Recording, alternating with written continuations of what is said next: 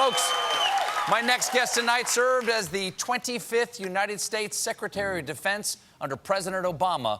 Please welcome Secretary Ash Carter.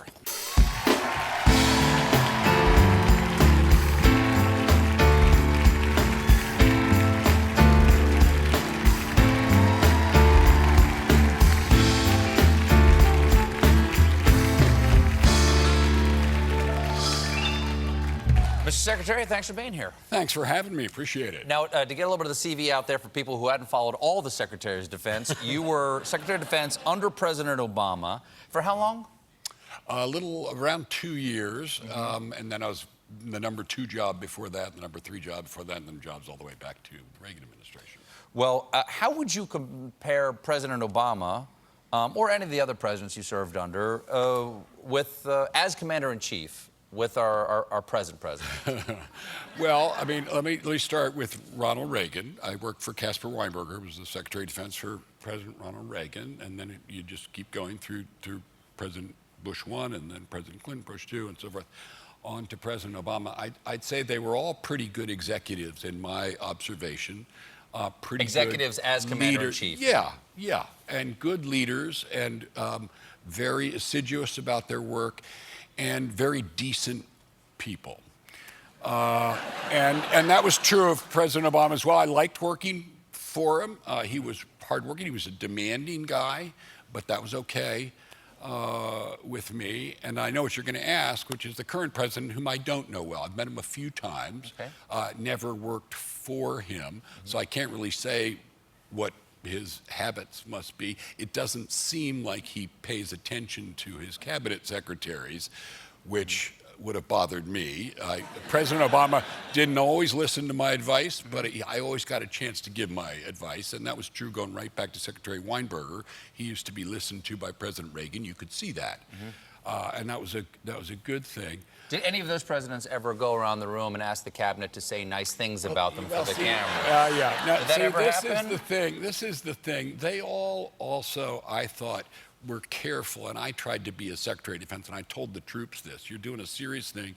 You know, war is a serious business, and the public trust is a serious business, and I expect you to behave yourselves. And your conduct and comportment really matters. And I have to say that in the case of President Trump, sometimes it's a personal statement, it's not anything about policy or politics, I don't like the personal conduct. Okay.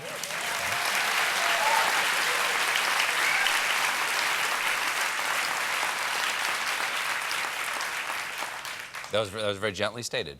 Very gently stated.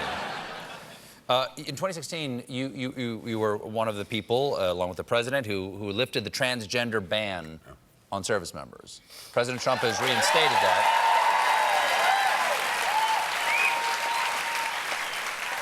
President Trump has reinstated that under the pretext of the medical costs of transgender soldiers. What do you think that we lose by excluding these people? Well, we got an all-volunteer force, and the reason we're the finest fighting force in the world is because we have the best people. And what matters in choosing them is military qualifications, and I continue to maintain that. And that is what led me to the view that we ought to admit to the military and retain in the military the people who are most qualified to do a given job.